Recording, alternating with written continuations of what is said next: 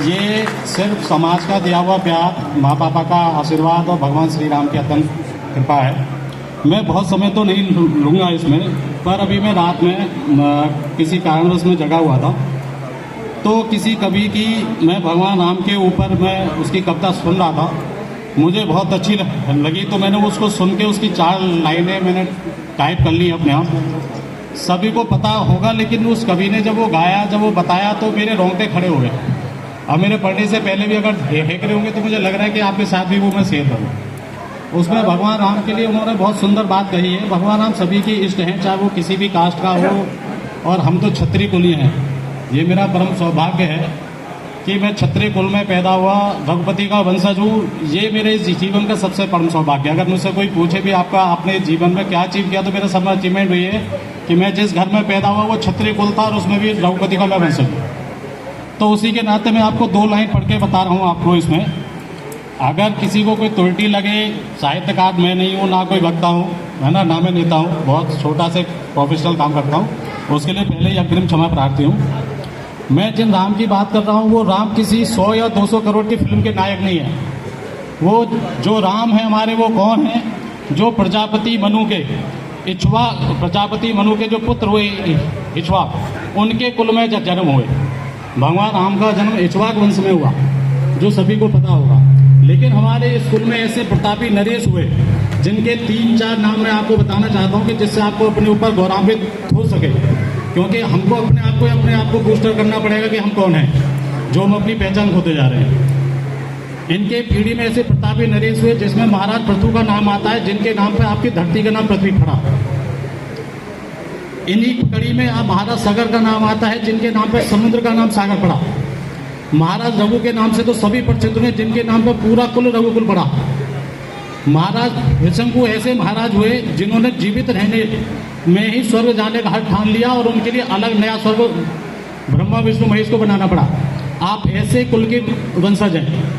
इसके बाद महाराज भगीरथ, जिनको सब जानते होंगे, उन्होंने स्वर्ग से गंगा जी को लाके धरती पे अवतरित किया, और माँ गंगा का नाम उनके नाम पे भागीरथी पड़ा। महाराज दशरथ, जिन्होंने देवासुर संग्राम में देवताओं के हाथ से जीती हुई जीत को, मतलब हार को, जो उनको हार मिलने वाली थी, उसको जीत में बदल के उनकी गोद में नौछावर कर दिया। ऐसे महाराज दशरथ के वो पुत्र हैं, जो बड़े पुत्र हैं भगवान श्री राम, जिनको प्यार से कहते हैं सौर्य शिरोमणि परम प्रकाशमणि मर्यादा पुरुषोत्तम भगवान श्री राम। मैं आज जो भी हूँ, सिर्फ भगवान राम के आशीर्वाद की वजह से हूँ। अपने को उनका दास मानता हूँ, हमेशा उनकी शरण में रहता हूँ, और उनका जो त्याग और शौर्य मैंने रामायण से सीखा, अपनी माता से सीखा, उसी का अनुसरण करने का मैं हमेशा प्रयास करता हूँ। और जब मुझे बोलने का मौका दिया, चूँकि बहुत समय नहीं लूँगा, बस 1 सेकंड और लूँगा आपके, या 1 मिनट लूँगा। मैं सिर्फ आपसे ये कहना चाहता हूँ, जो मेरी युवा माताएं हैं, बहनें हैं, या बच्चे हैं यहाँ पे, या जो इतने गार्जियंस हैं, हो सकता है कि हम आज के बच्चे हमारे पेरेंट्स को, या उनको वो सोचे कि हमारे लायक नहीं है, इनसे इंस्टाग्राम चलाना नहीं आता, इनसे फेसबुक चलाना नहीं आता, या इनको आजकल के कल्चर नहीं पता। लेकिन मैं अभी भी आपसे यही बात कहना चाहता हूँ कि उनसे जो सीख और आशीर्वाद मिलेगी, वही आपकी दुनिया की सबसे बड़ी चीज़ है। तो आप उनकी सेवा करते रहिए, उनसे सीख लेते रहिए, आदर सत्कार में रहिए। और जो मेरे युवा साथी हैं, बच्चे हैं, जो काम कर रहे हैं, वो जिस भी क्षेत्र में हैं, मैं सबसे अनुरोध करूँगा कि वो अपने क्षेत्र में इस तरीके से काम करें कि उस क्षेत्र के वो सुपर मास्टर बने।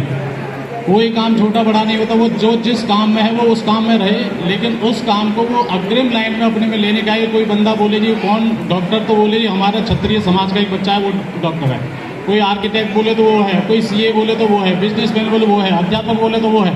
मतलब हम जिस फील्ड में भी सब काम करें, क्योंकि सब एक फील्ड में नहीं हो सकते, सभी के विचारधारा अलग अलग हैं, सबके संस्कारित अलग हैं, सबके बैकग्राउंड अलग अलग हैं, सबके तरीके अलग अलग हैं। लेकिन मेरा सिर्फ इतना कहना है कि जो जिस फील्ड में है, वो अपने उस फील्ड में मास्टर बनने के लिए प्रयास करे, अपने काम को ईमानदारी से करे। और जैसे मेरा जो काम है वो सेवा कर के रूप में आता है, मतलब जो जीएसटी उस पर लगती है वो सेवा कर में आती है। पर मैं बताऊँ, वो सेवा कर तो सरकार का संग्रह है, पर मैं अपने कार्य को सेवा मान के ही करता हूँ। जितने भी लोगों, मेरा अपने बिजनेस का मेन रूल यही है कि मैं जितने से ज़्यादा लोगों को सेवा कर पाऊँ, दे पाऊँ, या उनको अपनी बात बता पाऊँ। जिस लायक भी भगवान ने मुझे बनाया, वही मेरा एक सपना है, उसी के लिए प्रयास रहता हूँ। तो आप सभी से निवेदन है कि जो भी भाई जॉब में है, क्षेत्र में है, बिजनेस में है, सेल्फ एम्प्लॉयड में, वो अपने फील्ड में अपने आप को कीर्तिमान बनाने के लिए काम करें कि जिससे हमारा जो समाज जो पीछे उड़ता जा रहा है वो आगे आए।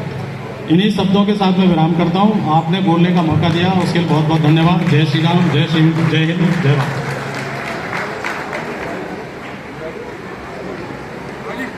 धन्यवाद राघव जी।